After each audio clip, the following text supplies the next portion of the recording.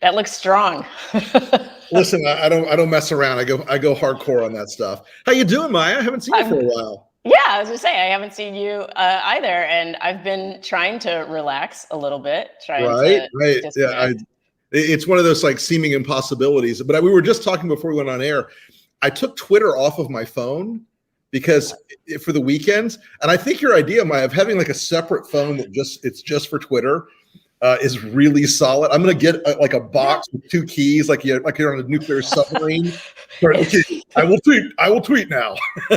Yeah, but it has to have 2 keys. It has to have like some sort of like shutdown that anybody can actually in your family come in and shut it down. Maybe a phone that only has like a few minutes of battery and a totally complex set of cables to recharge it. Yes, and you have to solve like complicated math problems before you can actually use it. You know?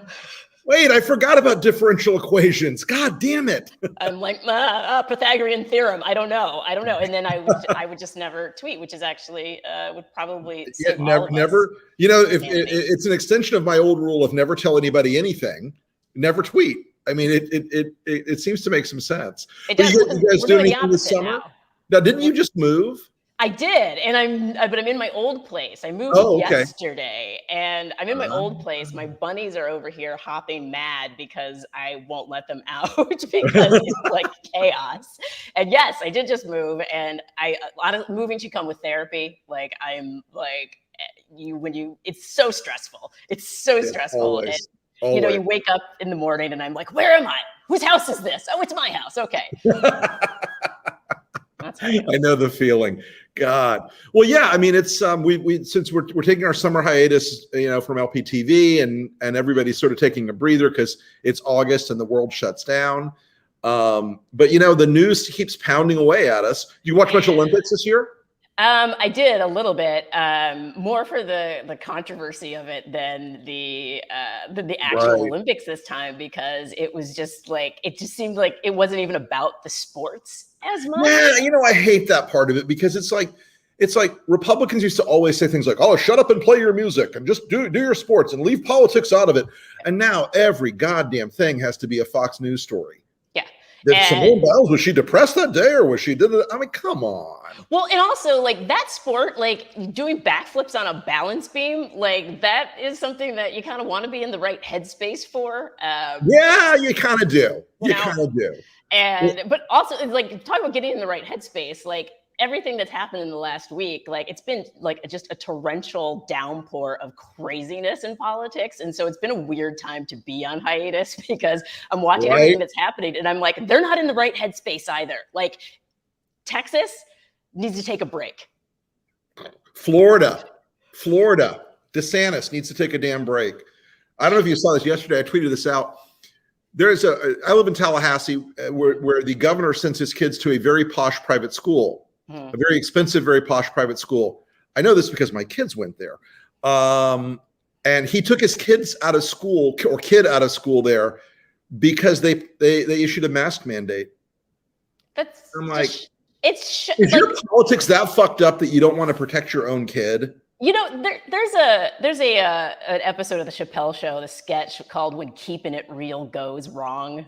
I don't know if you remember that sketch. I do. I feel like Florida and Texas, that's basically what that is. Like, it's just like they're gonna dig their heels in at this point. They've already taken it too far, so they're like, we can't back up.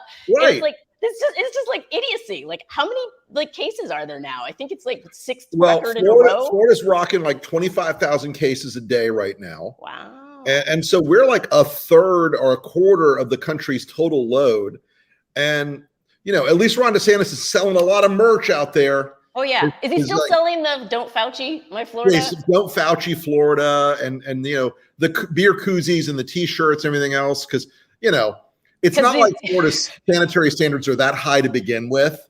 It's like, oh, yes, we should all definitely go to crowded biker bars in Daytona right now. That's a great fucking idea. Yeah. And they should bring their koozies, because right now there's basically stadiums full of people with COVID in Florida. So it actually makes perfect sense. It's like the main event. Like, you're gonna bring the koozie. Sunday. You want to see and hear? Come on down to the DeSantis Sportatorium. Yeah, and where will be everyone. Yeah. We actually did an ad last year, like I don't know if we ever aired it. It was called Monster Trump Rally. Oh, that's and it was good. about COVID. It was about COVID, and it was pretty funny. Hey, B, if you find that, maybe somebody's got that out there. We could whip out Monster Trump Rally, and if not, we'll play it on another episode. Because I would love to see that. It was and it was like that Michael Buffer style voice. Sunday, Sunday, Sunday in the Tulsa Sportatorium. Yeah, I definitely need to see that, because that is hilarious. I actually used to live in Florida. I went to grad school at University of Miami, and Okay. I'm glad I got out, I guess. I don't know. Well, I mean, technically you lived in Florida, but there are arguments that Miami is a separate country. It was, but I don't know. Like, and I lived in Argentina, as you know, too. So, Yes, like, I do. Yeah, so it was kind of like this whole LatAm thing, but like it was since I was on the campus, like I had like two lives. Like I had the Coral Gables campus life, and then I had the South Beach life, which were two and very Coral different Gables lives. is very posh and lovely in places, and Yes. South Beach is South Beach. South Beach is South Beach. Not a hand. And I'm surprised the virus isn't like running rampant through South Beach. Like, I suspect it is. We just haven't seen it hit us yet. I think we're running on like a 3-week lag time right now. Excellent. It's knocking on and knocking on and knocking on. Well, but school starts this week. School starts this week, and I think Friday was technically like the orientation day for kids in at least where I live in Leon County. Okay. They're like, this is where you're going to get your COVID over here. Right. And then this is the cafeteria. Right. And it's like some of these schools are just, they're desperate to have a mask mandate, and they're desperate to have to ask, parents to get their 12-year-old plus kids vaccinated.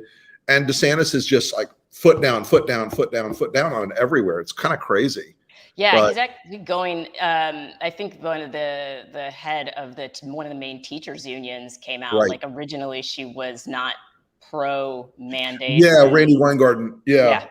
And now, I mean, this is basically a test case. I basically feel at this point, Florida is going to set not very good example for what's going to happen for the next, because most kids don't go back to school till next week, following week after Labor Day. Right. So that's crazy that Ron DeSantis wants to use the children of Florida as a test case for what keeping it real goes wrong looks like. For sure. We got a question from the audience. What's the actual likelihood Trump will face justice? It's prison for him as Trump larva and accomplices possible. Jonathan Moorhead. Larva. Well done, sir. I like it. I like it. I don't know, Mai, what do you think? I think we're at a point in history where anything could happen. I don't have a failure of imagination. And truthfully, I think it's kind of what America needs, because he feels very unstoppable at this point. He's got this crazy war chest that he's built up. And so it's kind of like a situation where he kind of has to go to prison, because there has to be that level of accountability. Because if he ends up running again, like, could America even sustain that? I mean, you said everything Trump touches dies. Well, he's touched America. He's got his hands all over it. Yeah, he's all gropey. Yeah. America needs a Me Too moment from Donald Trump. Yeah, but I mean, look, it really is a, Jonathan, there are a lot of legal things grinding along. There are a lot of legal process things moving along.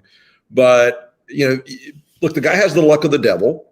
There is going to be a moment where the courts and prosecutors get nervous in the middle of next year, because they're going to say, oh shit, he's running for president again, and we can't prosecute him because then it'll be perceived as political, which is exactly why he'll run for president again, because he wants the protection of both the campaign and of the Oval Office again in the worst possible way. So, yeah, Jonathan, it's a great question. Hope springs eternal. I do think that the minions and the kids have a greater chance of going to prison than he does, and he'll sell them out in a hot minute. I mean, he'd sell out Eric for a Big Mac and fries.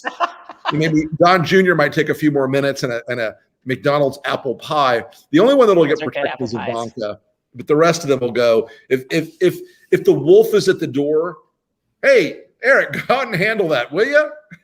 But Dad, I thought you loved me. Yeah, everything's fair in love and war, I guess. Yeah. That's the saying. What do you think about the 1-6 hearings that are starting to slowly get off the ground? I mean, it seems like seems like the worst time of year to do it, but at least they've got it going, right? I mean, at least it started. I feel like it's a little startling, a little jarring for a lot of people, because I think a lot of people thought some of the Republicans would come around at this point, especially some of the followers, like seeing the pain of the officers. Like you'd think like at some point, like that would trigger some level of empathy. And so I think some of the people who were kind of like hanging on, hoping like, the GOP is going to realize, they're going to see it. They're going to see that no one's really wanting to move past it. Right. But that's not what's happening. Like this whole back the blue thing, like what happened to back the blue? Like some of the it's like on the one hand they're screaming defund the police, back the blue. On the other hand, they're like, no, we're okay with guys yelling the N-word at cops on the Capitol at the Capitol. We're okay with that. We're cool with that. Yeah, we're okay with attacking police officers. We're cool with that. We're okay with mocking Officer Fanone and Officer Dunn and the rest of them. It's fine, no big deal. I think it's a real insight into who they really are these days. It's not. This isn't the GOP that I always have a good reference for people. I mean, I was at the transitional moment of the Republican Party. My first big campaign was George Herbert Walker Bush in 1988. And so, he is a figure that is reviled and despised in the Trump world because, he wasn't a shit to people. He wasn't evil. He wasn't, deliberately cruel. And, as we've gone on and on, it's like the pranky kind of like, oh, we're just going to own the libs, yell and scream. They don't really care about anything. They just want to do what they want. They want to live by their. It's like Donald Trump released the id of all the biggest dickheads in the Republican Party. Well, yeah, it's a values thing that we're seeing right now. Sure. And it's almost like it's like the greater good, only it's for the greater bad. It's the exact opposite of what we're looking at. So the justification that it's okay to shout the N-word at Capitol Police, that it's okay to attack the Capitol, is all based in this fundamental idea that they think they're doing the right thing. And that's what's so crazy to me. It's like, it's the most anti-American thing ever. And they're out there proudly doing it and organizing again. There's another date that's being floated around, September 18th, I think. I have some bad news for them on August 15th, the day that Trump is going to be president again. I have some bad news for them that day. It's not going to work out the way they think. I had a question from somebody who just DM'd me. And they said they were asking me about Tucker Carlson's trip to Hungary. The fascist field trip. To Viktor Orban. He seems nice. Yeah, it's like it was like a pre-planning trip. It looked like a fascist field trip. Like I was like, what are you bringing with you? So what are we going to do? Like the World Authoritarian Jamboree? It's like, they're going to do like trust falls and like a ropes course. Hold me, Victor.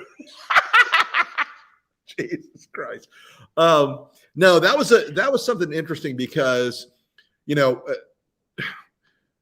the truth of the matter is around the world. I mean, in all seriousness, the good guys have been losing a lot of turf around the world. Yeah. And Hungary is a country that, we thought after the Soviet Union fell and the EU was established that it would become, because it's got a highly educated population and we would hope, or had hoped, that it was going to become a sort of westernized country. But instead, I mean, Orban is like the poster child of the Steve Bannon little fascist club around the world now. And Tucker introducing his audience to them, somebody said this week he's trying to make them authoritarian curious. Hey, B tells me we have Monster Trump rally uploaded. This was last year, right after COVID had really taken off. And B, if you want to roll that whenever you're ready. All this week, Super Spreader USA. It's the one, the only, the original Monster COVID Facts. Get there early to get exposed. First come, first serve. Experience in person the virus that's killed nearly 250,000 Americans. First 750 in get a free Make the ICUs Full Again hat. 10 lucky winners will get to meet and kiss the super spreader himself. I'll kiss the guys and the beautiful women On the lips. Mask Masks are for losers. You'll be up close and personal with thousands of other MAGA maniacs sharing the excitement of a real Trump rally and COVID-19. Featuring hit songs like What Do You Have to Lose? It's no big deal. You've lived long enough. And crowd favorite, I give it to most of my staff and all of my family. This weekend, one day only. Don't miss it. Paid for by COVID-19 and the Funeral Homes of America. Actually, paid for by the Lincoln Project, which is solely responsible for the content of this ad. You'll be required to sign a legal release. So if you or one of your loved ones dies from COVID, Donald J. Trump for president is, as usual, in no way responsible for your death or for the tens of thousands of deaths his mismanagement has caused so far. Wow. Like, it's so current. Like, you know, here's the only thing. It's like when we made the ad, I remember this, we were making the ad, it was like, yeah, we're at 219,000. Are we going to say 225 by the time? And we were right, unfortunately. And now, and now you could just add 600. DeSantis to that. And yeah, right. I mean, this is like an evergreen ad for them. Yeah, it really kind of is an evergreen ad. But yeah, I mean, it's crazy how much the cultural thing we mocked in that ad has become the actual sort of core of what the Republican Party seems to want now, which is just nuts. Yeah, digging their heels in. And when you say like the authoritarian curious, like, I mean, that really rings true. It's like, let's just dabble in a little bit. Let's see how people react to it. It's kind of like when a comedian comes out and tests a joke, like when the first like minute or so, it's like you throw out something that's way out there to see if the audience is going to take that ride with you. That's what it feels like he's doing with his audience. He's like, let me see. Let's see. Yeah. Like, I call it just the tip authoritarianism. He's just slipping it right in. Like, no lube, don't nothing. worry about me. Yeah, and they're loving it. It feels like they're loving it, and that's the scary part. Yeah, I mean, you know, there's like a two-stage process to it. He first divorced them in 2016 from policy. Mm-hmm. Like it was I want Trump because he's the avatar of my rage and I'm pissed off and I hate everybody and I don't want those brown people coming over the border and Trump will be mean to them. Mm-hmm. Okay. And then as his administration went on, like for about 6 weeks in the beginning, they tried to do policy. Paul Ryan is like, here's a bunch of ideas for you. We'll pass a tax cut. We'll do this, we'll do that. But by the end of 2017, they completely like said, fuck it. Burn it all down. And there was no policy to cling to for elected officials. And as it went on, it was just like a test. You love Trump or not? Is it Trump or not? Are you going to be with Trump or not? Yeah. And now, you know, when they didn't do a platform commission for the convention in 2020, I wasn't surprised by that point. But I mean, now they believe in nothing except owning the libs, hating the media, and Donald Trump. And they're willing to die to do it, and that's they're literally willing to die to do it. Like, I mean, I jokingly called them Trump hotties one time and got in trouble for it. But I mean, right now you have these people who were at the Capitol, who are the ones who got away with it and haven't been arrested yet. Mm-hmm. They're out there beating their chests. I mean, and guys like Roger Stone and Alex Jones and Ali Alexander, who organized this, and Charlie Kirk, who were in the Stop the Steal thing, mm-hmm. They're all unindicted co-conspirators in my mind. I mean, I don't know about you, but I'm looking forward to having those sumbitches up on the witness table. Oh yeah. Like that's, you know, they need to speak. They need to speak to what's been done and what's been propagated and what's been put out there, because enriching themselves in order to destroy our democracy. It's like, do they think they have a get out of jail card? And then eventually they're all going to move to Hungary. Like, I need to know what the actual strategy is here, because at this point, it just seems like they're just sowing chaos because they know they can profit off of it. Is there a strategy? Although the idea of offering them one-way tickets to Hungary with the revocation of their U.S. citizenship and a permanent ban on return, I'm going to say it's not the worst idea I've heard all day, Maya. It's still early, but like... Not for me. It's 12:30 here. True. All right. I'll think I do a hold. Oh man. Well, you know, it's a summer Monday, and it's been great talking with you today. We're having a quiet day today. I hope for everybody. Everybody, go out there. If you're not vaccinated, please go get vaccinated. Please, for the Yes. love of God, go fucking get vaccinated. Please. Yeah. We're begging you. Yeah, it's real easy. You can just walk into like a Walgreens now. Right. They'll just give it to you with a bag of chips. Like Right. it is just do it on your daily shopping. You don't even need Yeah, to it really is, folks. Just go get vaccinated. Let's not have a bad fall. Let's try to break the thing. Let's try to break this thing. I know we've got a few minutes left here. I'm told by B we have 7 minutes left. I was looking through my glasses. I thought it said 12:30. It's 12:23. I apologize, America. There's more brilliance. 7 more minutes of brilliance. Sunday. But hang on, hold on. I've got another question. What do I think about Dan Bongino's new payment processing company, Align Pay? I don't. You're like, I don't think about it. I don't. You mean like Dan Bongino's network Parlor? That worked out for him pretty well. No, look, I mean, there's actually a big story about Republican fundraising shenanigans today in the Daily Beast by Roger Sollenberger called about Win Red, which is like a back scene. Like if you're familiar with Act Blue, it's the Republican version of Act Blue. But, and as everybody in DC has known this forever, it is so lavishly corrupt. There's so much money being skimmed off the top of it. And including people who are big critics of the Lincoln Project.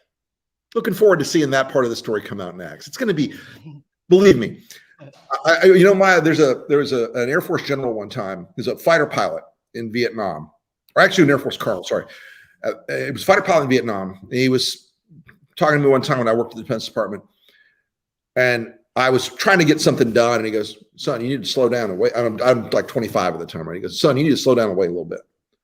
I'm like, "Well, sir, we got to take care of this. This son of a bitch did blah, blah, blah." And he goes, "You got to wait for the OFF." I'm like, "What's the OFF?" He goes, "Now, when I was flying in Vietnam, you come up behind that MiG-17 and he's yanking and banking all over the sky. And he's, you got to just wait for the OFF. He's going to make a mistake. And that's the opportunity for fucking." I was like, I will never forget that phrase. I will treasure that till I die. And I have. We will have an OFF on some of these Win Red people coming up very soon. It's going to be delicious. Yeah. Because that story only touches the very, very edge of the seething morass of corruption inside Win Red. It's going to be fantastic. Well, okay, another question. Go ahead. I wanted to ask about the Win Red thing because it seems like they don't have any expenses. Is that what they're like? Well, so what they do, tell me if this one sounds familiar. They run all their expenses through an LLC. Okay. With no reporting. We put expenses through an LLC and we report it. That's the difference. But there are a lot of people who make a lot of money off of Win Red who do not want their names out there. Too late. Yeah, can't shred all that evidence. It's yeah. Okay, let's do a couple questions. Do anti-vax and mask politicians realize they're killing off their own voters? Morons. You know, what do you think, Maya? Do they really? I mean, it's like these people aren't dumb. Evil and stupid do not always go hand in hand. I mean, I think Ron DeSantis is not evil. Or he's not stupid. I think he's evil, but not stupid. I think it's an issue of understanding short-term strategy versus long-term strategy. And I think a lot of this is they were feeling out their strategy while people were dying. They picked the wrong strategy. Because I think they thought things would kind of sort themselves out, that people in a way would be responsible. And then as they were seeing that's not happening, then that's when they're like, oh, now we have to figure out how to backtrack our strategy without making it too obvious. Unfortunately, this is a thing where people, before it's like, oh, we have a short-term memory. We don't remember we want to put things past us, but you can't put dead people past you. Like when these 6 church members die in Florida, you can't put that past you. No, you don't have to go just like wipe that away. I mean, in the county where I live, as of this morning, there are about 20 total hospital beds available. For anyone. Anyone.